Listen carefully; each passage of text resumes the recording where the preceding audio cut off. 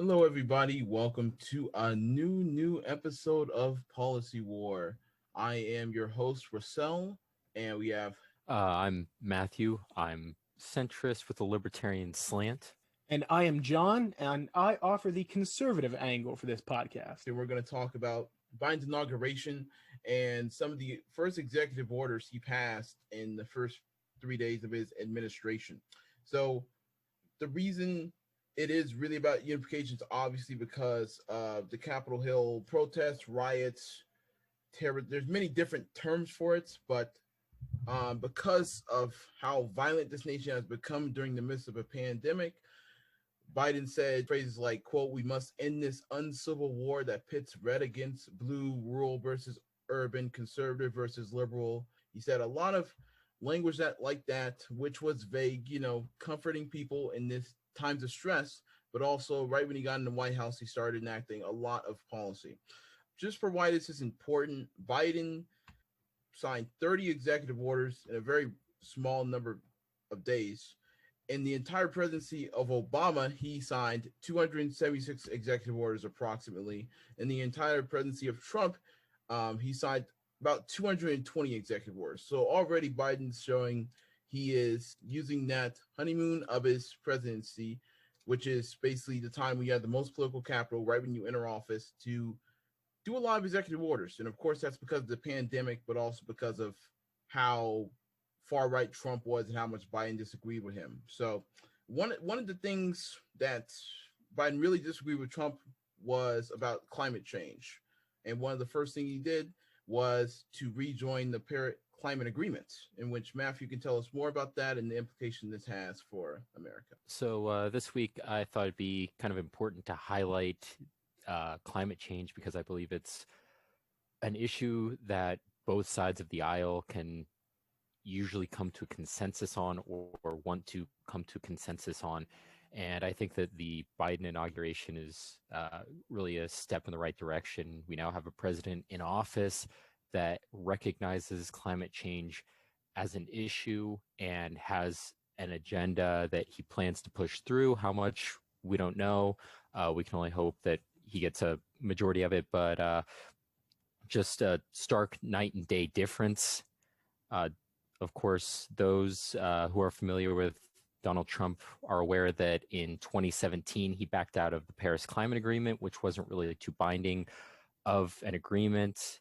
It was voluntary between the member nations and essentially set a goal to reduce the increase in temperature globally to under 2 degrees Celsius to help fight climate change. And it's just kind of weird for him to pull out of that. If anything, it just showed that America was self-centered and focusing on itself with this American first approach. Besides that symbolic withdrawal, the Sabin Center for Climate Change cited that Trump has made 130 steps or 129 other steps that have drawn back our efforts to combat climate change, one of which was trying to freeze fuel efficiency standards in cars. So luckily with Joe Biden becoming inaugurated, we're having the process to rejoin the climate agreement. We also have a sturdy goal of trying to get net zero carbon emissions by 2050. Whether that will happen is a real crapshoot, but it's at least good to have that goal. There's also a promise of 1.7 trillion in investments in clean energy and a focus on making the polluters pay, or the major gas companies that are having a huge impact. Climate is an issue that almost everyone should be behind because it's not an issue of individuals, but more of companies. There's actually a pretty good article on the Harvard Political Review by Elliot Hyman that states that 71% of emissions since 1988 have been linked to 100 fossil fuel companies or fossil fuel producers. According to the Carbon Disclosure Project, to put in perspective, the average US household produces 8.1 metric tons of CO2, while there is an annual overall emission of 33 billion tons annually of CO2. Individuals have a very small impact compared to companies. And so it's a good thing we finally have someone in the driver's seat who is recognizing that and will hopefully put that at the forefront. Well, I certainly agree that climate change is something that we ought consider moving forward. And frankly, I'm okay with rejoining the Paris Climate Accords purely because it's so voluntary and symbolic. There's really no enforcement mechanism, and the countries set their own standards for what they're going to do to combat climate change. So this is a symbolic gesture. What it betrays is the fact that we are returning right back to an old policy that has been championed by past administrations since before the Trump administration of globalization. But getting back to climate change quickly, I just wanted to highlight, as far as I can tell, Joe Biden in his first few days has done two things that relate to climate change. One, he rejoined the Paris Climate Accords. Two, he killed 8,000 jobs and hurt our relations with Canada by killing the Keystone XL pipeline. So I'm not sure how great his record is right now on climate change action, because as I remember stating on this podcast before, the economy is just as fragile as our environment. And so we need to be sure to be careful that we don't cripple ourselves for our future efforts for a few feel-good things right now. For example, the 1.7 trillion promised moving forward for various climate change things. Again, I started out this whole talking point by saying that we should pursue climate change legislation and we should move forward trying to keep the temperature down here on our great planet Earth. That being said, if we just turn on the money printer constantly, like we've been doing for the past more than a year now, to solve all of our problems, we're just going to crash our economy. And now suddenly there is no money to go around to actually pursue these kinds of initiatives. And poorer countries, by and large, produce more fossil fuels, produce more climate changing elements into the air by individuals and also by companies when accounting for how much industrialization they have. So I think if we destroy our economy just trying to move things too fast, we may run ourselves into a situation where we simply can't do anything. While I believe that climate change legislation and initiatives should be pursued, I think we need to be careful about how much we deify Joe Biden in claiming that he's going to bring us to the promised land, or that his initiatives are going to really turn things around for the planet Earth. Okay.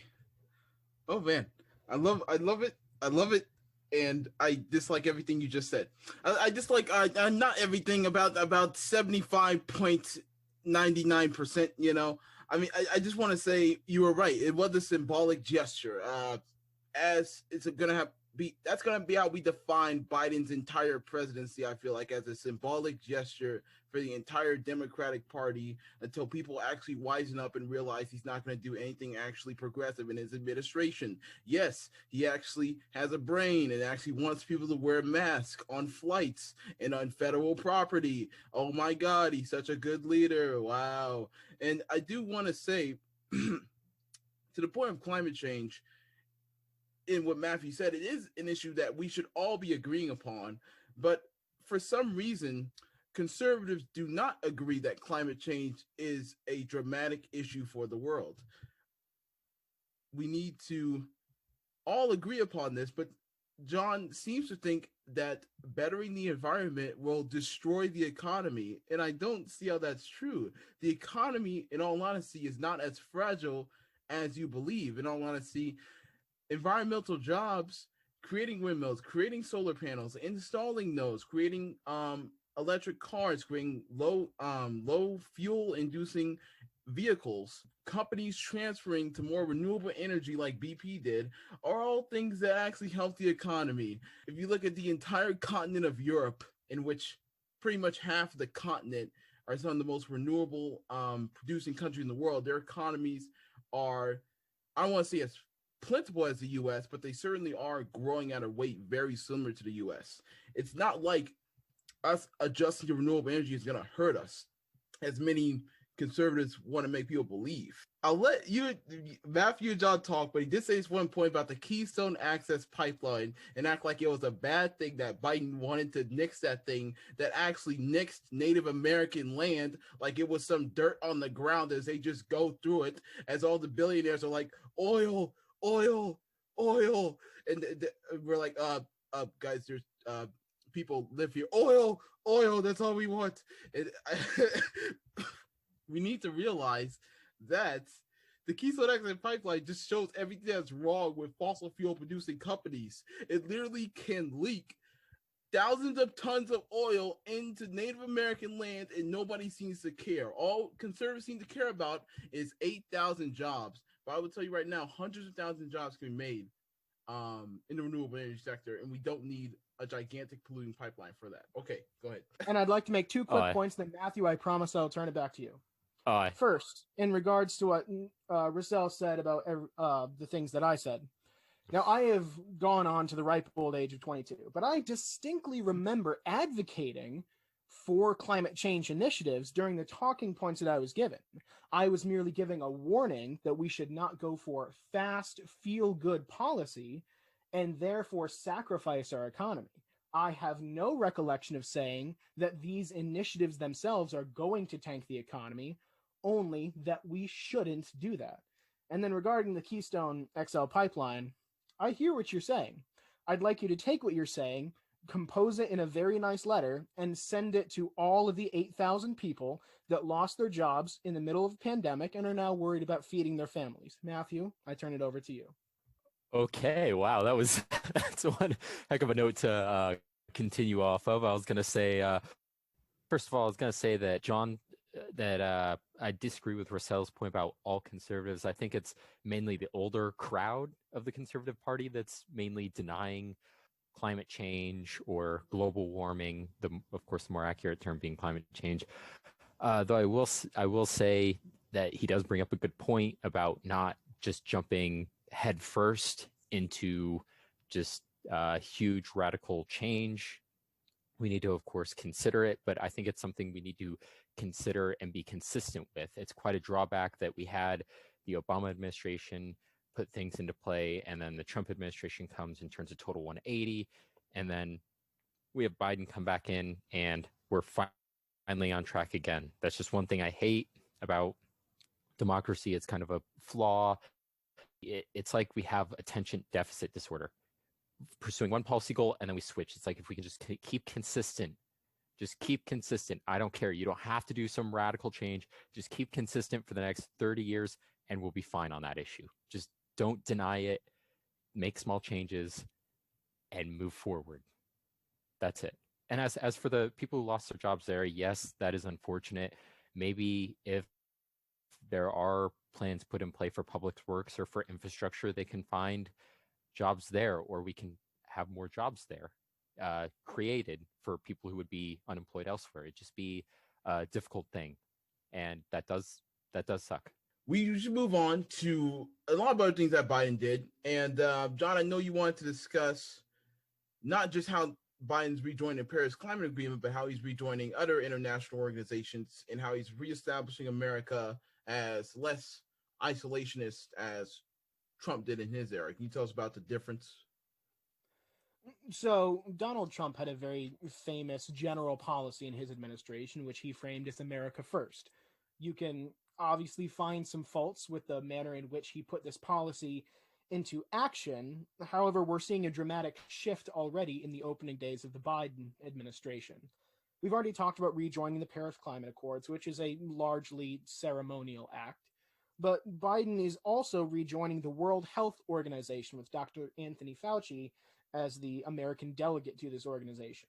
Now, this is an example of something that comes out of the United Nations and sounds lovely. Sounds like this global unifying force, and we're going to be able to actually solve problems among the countries.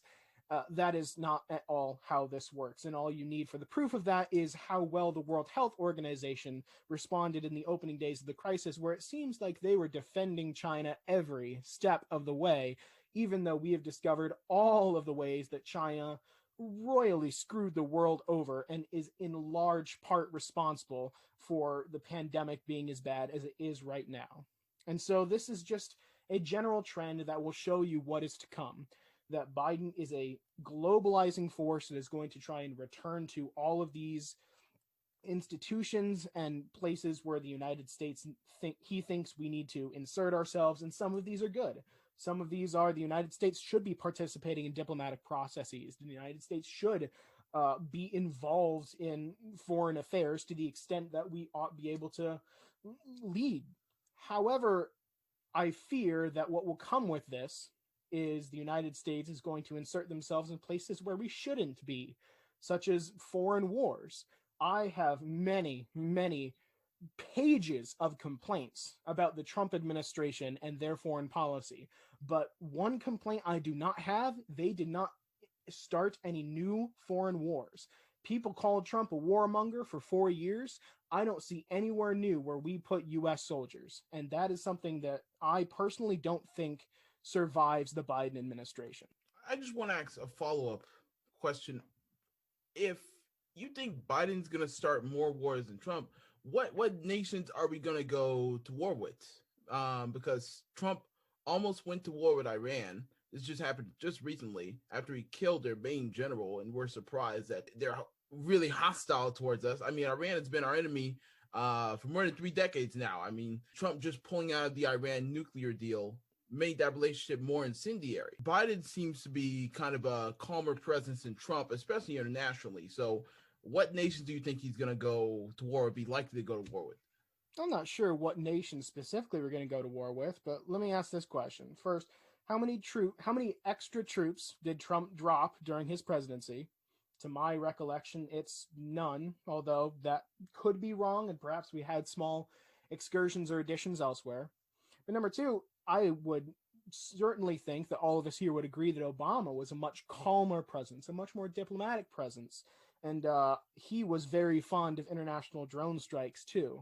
We shouldn't be trapped by the perception that he's just old Uncle Joe that's going to be all soft and kind with the world. I mean, we have to remember Trump on his final days. Who did he give pardon to? He gave pardon to the ideal warmonger himself, Steve Bannon. Steve Bannon was literally caught for fraud over a Trump fundraiser for his wall, and he took profits out of it for his own personal expenses, and Trump just gives a pardon to the man. Steve Bannon and Trump had this whole feud in which it was amazing, and how basically he was burning down his own administration. It was great. I was eating popcorn, but still he decides to pardon him. Like, it's obvious that Trump fully supports warmongers. I'm really shocked that we didn't go to war with Iran or another Middle Eastern country. I'll give you that. I really am shocked.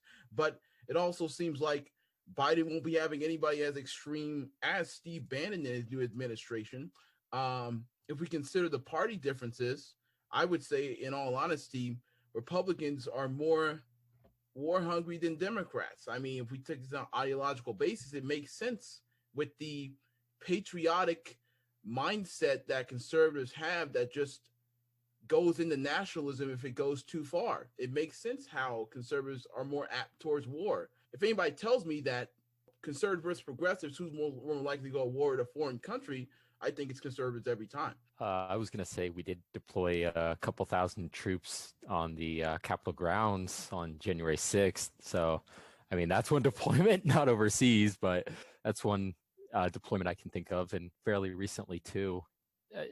That, of course, I'm just joking when it comes to that. I will say it's a good thing that we're getting re-involved, and I'm on the same page as you that we shouldn't be as involved in foreign wars, especially if they're not within our interests, our direct interests. But I believe it's important that we rejoin the World Health Organization, because it may have it's debatable on whether they downplayed the response to coronavirus, but we have to remember that whenever we're dealing with these international organizations, they don't have much authority. The authority comes from the nations themselves. In the World Health Organization's position, they can't sanction China. They can't, block China or do anything, because they have to cooperate in order to do anything within the country. We're dealing with sovereign states. And following the coronavirus outbreak, we have seen responses from other countries punishing China. You see the United Kingdom switching their provider for 5G, turning away from Chinese companies that may be providing it. You see that the US is being harsh with China. You see many people are rethinking that relationship. That's going to be a continuous problem, but if we're going to be involved on the world stage, we should be a participant to try to change it instead of leaving and trying to form our own group, because that just leaves a void for China or other actors to fill. I certainly understand that, and I think I alluded to that somewhat. The United States needs to be somewhat involved to the extent that we can still participate as a leader. And one of the complaints that I had when I mentioned my lists of them from the Trump administration is that we did not stand next to our allies nor utilize them as we should have. I think we alienated many of them more than we should have.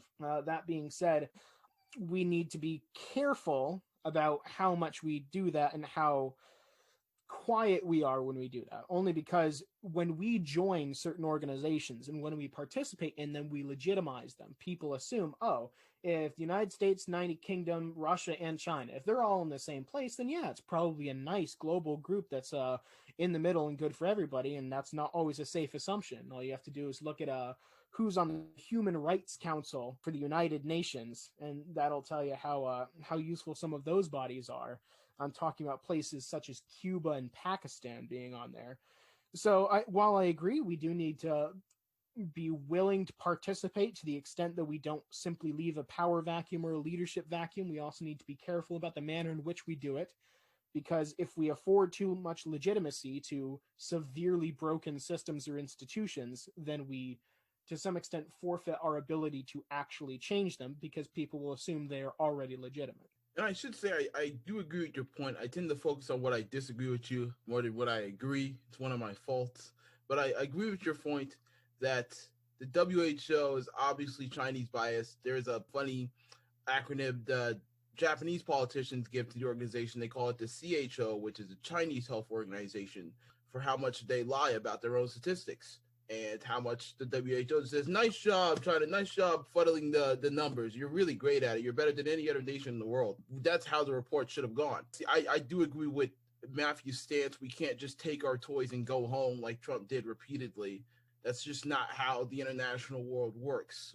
If we disagree with a specific moment in history, just because we leave and state our disapproval doesn't mean the other nations will follow. It's very similar to like when the U.S. wasn't even in the League of Nations. Us not being in the League of Nations, it was one of the many factors that led to World War II. I think it will lead to more peace if we stay in these organizations rather than just stay out of them in a sense. But there are many policies that should be discussed. Well, we don't have time for them all. But I want to ask you guys kind of more of a broad question. What do the next 4 years look like in your sense with Biden's presidency, this inauguration?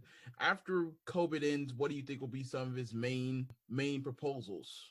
Do you think he'll get anything accomplished with a Democratic House, Democratic Senate? I know there's a lot of questions, but really it's what do you expect of Biden? I think the most important thing we have to look for, especially here in the next few months, that will decide what the next few years will look like, is whether or not the United States Senate kills the filibuster, because that is 100% going to be on the agenda very soon.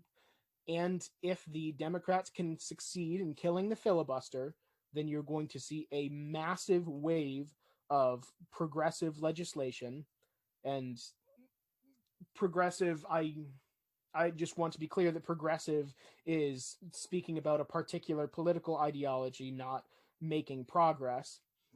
You'll see a wave of that legislation, and in fact, it might actually hurt the Democrats in the next 2 years, because one thing that we have to remember from this election, the Democrats they have all three branches of federal government, but we are, in fact, a nation of 50 sovereign entities, and the state legislatures will matter because this is a census year. And we should remember that the states all have this really fun gerrymandering power, and 30 of those states are controlled by Republicans. And so the House elections for the next 10 years, at least in 30 different U.S. states, are likely to favor red.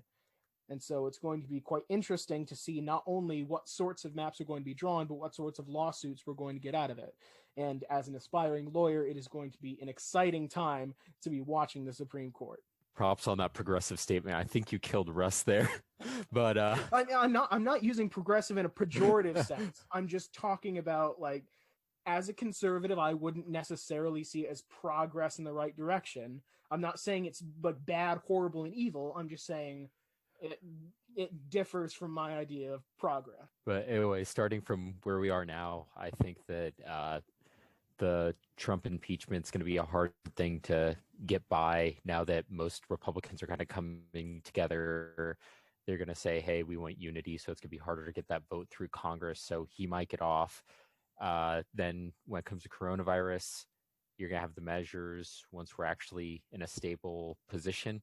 If they still have majorities in both chambers, I think you're completely right about the agenda being pushed through. You're going to have some left-wing stuff just trained through there, and I guess there'll be a referendum for the next election cycle 2 years later. I mean, I'm surprised on how progressive you guys think establishment Democrats are. Look at their fundraising list. They're not the most progressive individuals in the world. It's like John's just baiting me here. It really is. Because when you say progressivism isn't progress, it's like I don't understand the terminology here. I didn't understand the etymology of the word if it didn't have progress, okay? You said it's not progress to you. It's not. Conservatives don't consider progressivism progress. But the funny thing is, we're going to use etymology here. Conservatism means conservation. It means the same thing. It means preserving what we have. There really is no progress in that scenario. It's just status quo. And that's why I think at least a Democrat being in the presidency is a good thing, because there is a chance that there will be progressive initiatives. Bernie Sanders is on the budget committee, and Fox News kind of had a mental meltdown. I thought they were going to have, I don't know, their entire station was going to blow up once they found out Bernie Sanders actually got some power. But it's possible some things are done. I'm not that ecstatic about it.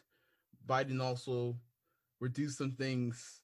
He got rid of the Muslim ban. He paused the payments on student loans. He paused eviction moratoriums and halted construction of the border wall. So there's some other things Biden did, but we'll see how it looks in the next month and years as his presidency goes on. We'll see if unity is established or if we'll have the same old red-blue warfare, as this podcast is meant to kind of lessen. So with that, thank you all for listening.